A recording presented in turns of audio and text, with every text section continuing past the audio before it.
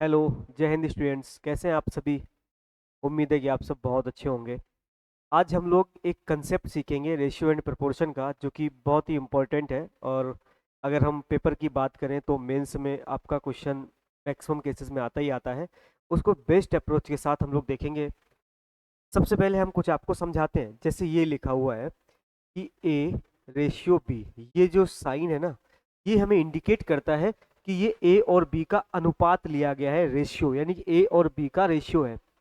अगर हम इसी के साथ ये 4 पॉइंट्स बना दें, है ना भाई, और ये लिखा है अपने पास सी रेशियो डी, इसका मतलब है कि ए और बी का जो रेशियो है, और ये क्या है, सी और डी का रेशियो। ये तो दो दो पॉइंट्स, जो ये पॉइंट्स हैं, इनको तो बोलते हैं अनुपात या फिर रेशियो। लेकिन ये जो आपको 4 पॉइंट्स दिख रहे हैं ना, इसको हम बोलते हैं प्रपोर्शन। क्या बोलते हैं दोस्त? प्रपोर्शन। इसको हिंदी में बोलते हैं समानुपात। अच्छा, इसका मतलब क्या होता है प्रपोर्शन का, इस पे बात करते हैं।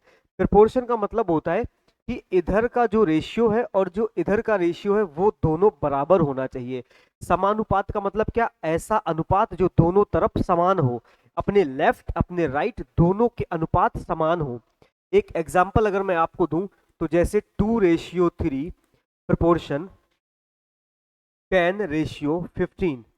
अगर आप देख पा रहे ध्यान से, तो देखो ये 2:3 लिखा हुआ है, और जब आप बगल में देखेंगे तो ये 10:15 तो है, लेकिन अगर इसको 5 से हम काटेंगे तो 2:3 आएगा। कहने का मतलब कि अगर ये रेशियो और ये रेशियो दोनों इक्वल है, तो आपका जो ये लिखा हुआ सारे के सारे नंबर्स हैं वो प्रोपोर्शन में होंगे। क्या मेरी बात समझ आई?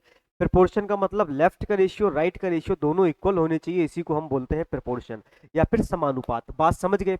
इस पे क्वेश्चंस कैसे बनते हैं हम इस पे बात करते हैं। देखो, हम एक क्वेश्चन लेंगे। जैसे मान लो अपने पास है कि लिखा हुआ है 5:10, 8:16। हम सब समझ रहे हैं क्या कि 5:10 जो है, इसको हम लिख सकते हैं 1:2। प्रोपोर्शन का मैंने साइन लगाया, ठीक है। और 8:16 को भी हम लोग 1:2 लिख सकते हैं। तो कहने का मतलब ये हुआ कि ये जो नंबर्स लिखे हुए हैं ना सारे के सारे, ये प्रोपोर्शन में है, समानुपात में है, क्योंकि इन दोनों का अनुपात समान है। बोलो, बात समझ आ गई आपको? अब थोड़ा सा आगे चलते हैं, हम इसमें कुछ चेंजमेंट करेंगे। हम एक काम करेंगे, इसमें से 2 कम करेंगे तो ये 3 मिलेगा, 10 से 2 कम करेंगे तो 8 मिलेगा, 8 से 2 कम करेंगे तो 6 मिलेगा, 16 से 2 कम करेंगे तो 14 मिलेगा।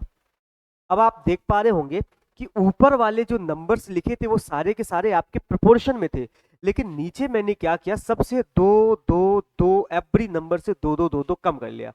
अच्छा, अब एक बात बताओ, क्या ये नंबर्स अभी भी प्रोपोर्शन में है? तो आप देख पा रहे होंगे कि 3 और 8 का जो रेशियो है वो 6 और 14 के बराबर बिल्कुल भी नहीं है। तो अब होता क्या है, यहाँ पे आपको समझना है कि आपको एक ऐसा क्वेश्चन देगा, कहेगा 3:8 प्रोपोर्शन 6:14। आपसे ये कहेगा कि इन सारे नंबर्स में हम क्या जोड़ दें कि ये जो नंबर्स हैं वो प्रॉपर प्रोपोर्शन में आ जाएं। बोलो, मेरी बात समझ आ रही है? तो हमने क्या किया, सबसे दो दो कम किया था। अगर मैं सब में दो दो जोड़ दूं तो ये नंबर सारे के सारे प्रोपोर्शन में आ जाएंगे। बोलो, आ जाएंगे? तो हमको तो ये नंबर्स पता है, क्योंकि मैंने क्वेश्चन बनाने के लिए आपके सामने ले लिया था। लेकिन इसकी आज हम शॉर्ट ट्रिक सीखेंगे, और ये देखेंगे कि डायरेक्ट कैसे निकल के आता है कि हम कितना कितना जोड़े कि प्रोपोर्शन में आ जाए। तो आओ इसकी एक शॉर्ट ट्रिक देखते हैं। देखो, आप मेरी बात को बड़े ध्यान से सुनना। सपोज हम एक काम करते हैं। देखो, 3:8 है, आप पहले रेशियो का डिफरेंस ले लेंगे, पहले रेशियो का डिफरेंस। तो 3:8 का डिफरेंस बोलो कितना आएगा? 5। आपको सेकेंड रेशियो का डिफरेंस ले लेना है, बोलो कितना आएगा? तो आप बोलोगे 8। हमने क्या किया, पहले रेशियो का डिफरेंस दूसरे रेशियो का डिफरेंस, जो दूसरे रेशियो का डिफरेंस है इसको रेशियो के पहले नंबर में हम मल्टीप्लाई कर देंगे। कहाँ कर देंगे? इस 8 का इस 3 में मल्टीप्लाई करेंगे और 5 का इस 6 में मल्टीप्लाई करेंगे। ध्यान से समझना। तो 8 3 जा कितना आएगा? 24। डिफरेंस का साइन लगाएंगे, 5 6 जा 30, और डिवाइड बाई ये जो आपने डिफरेंस लिया है ना, 3:8 का 6:14 का, ये जो 5:8 आया ना, इस 5:8 का आप डिफरेंस ले लो तो कितना आएगा? 3। अब आप मेरी बात को सुनना जरा, ये डिफरेंस का साइन बीच में इसलिए लगाया गया है क्योंकि बड़े से छोटे को आप इजीली घटा सकें। तो 30 से 24 घटाएंगे तो 6 आएगा, और डिवाइड बाई आएगा 3। इट मीन्स कितना आ गया आपके पास? 2। इसका मतलब ये हुआ कि जब आप इन सारे नंबर्स में दो दो जोड़ देंगे तो जो आपके नंबर्स आएंगे वो प्रॉपर प्रोपोर्शन में आएंगे। बोलो बात समझ आ गई आपको? मैं एक बार फिर से आपको बताता हूँ, देखो कैसे। अपने पास था 3:8 प्रोपोर्शन 6:14। आपसे ये पूछा गया इन सब में हम क्या क्या जोड़ें कि ये प्रोपोर्शन में आ जाए। तो हमने पहले रेशियो का डिफरेंस लिया 5, दूसरे रेशियो का डिफरेंस लिया 8, इस 8 का मैंने रेशियो के पहले नंबर में मल्टीप्लाई किया, इस 5 का सेकंड रेशियो के पहले नंबर में मल्टीप्लाई किया। 8 3 ज़ा 24, 5 6 ज़ा 30, और डिवाइड करेंगे जो भी दो नंबर्स आए डिफरेंस से, कितना 5 और 8 का डिफरेंस 3। सही है ना दोस्त?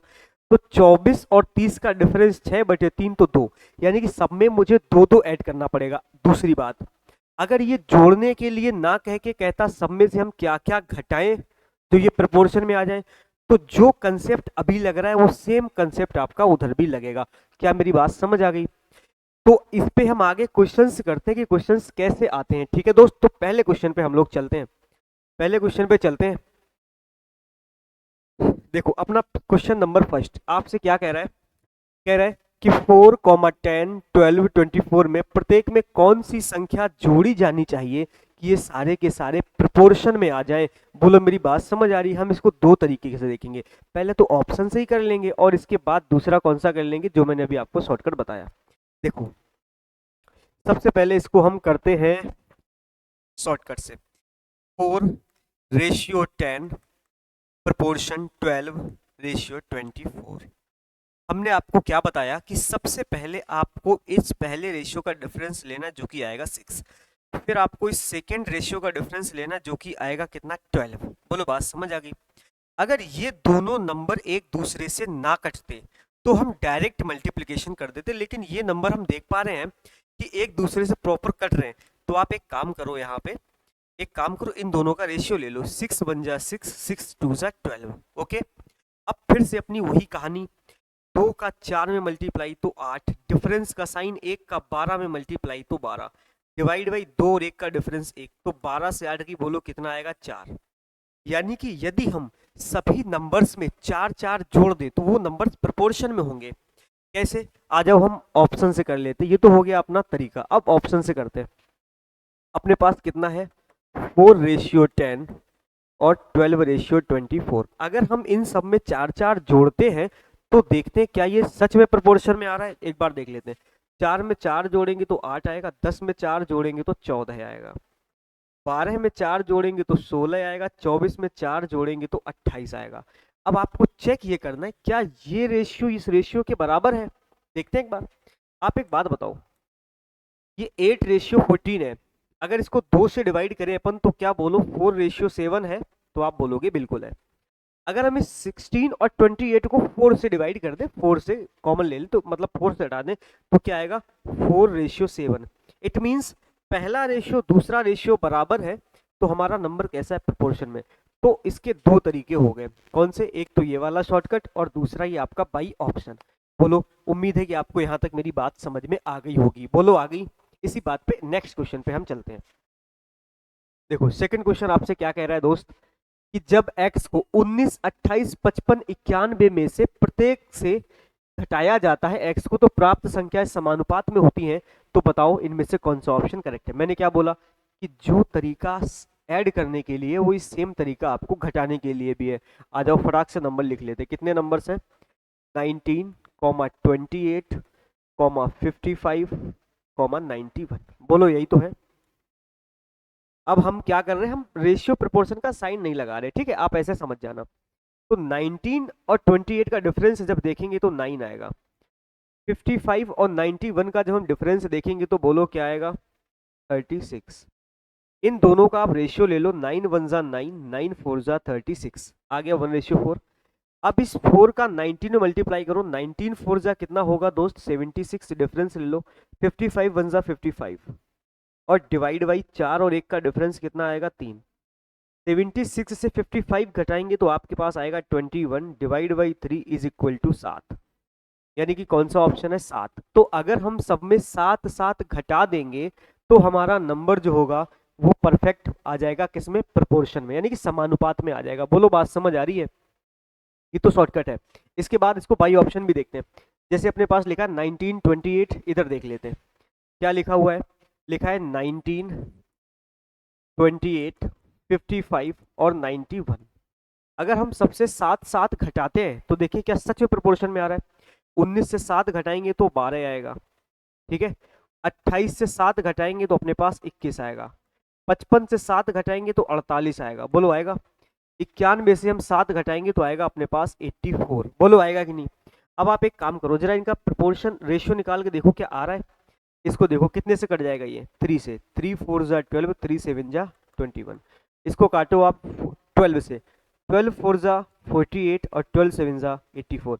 इसका मतलब प्रोपोर्शन में आ गया। तो अपने पास दो तरीके हो गए, एक तो अपना ये वाला शॉर्टकट, दूसरा अपना ये ऑप्शन। क्या आप मेरी बात समझ गए? उम्मीद है कि समझ रहे होंगे आप। आगे चलते हैं। देखो आगे अपने पास क्वेश्चन क्या दिया गया है कि 24 40 33 एंड 57 इनमें से प्रत्येक से x घटाया जाता है, तो ये जो नंबर्स हैं इनका आपको अनुपात बताना है, सही है ना।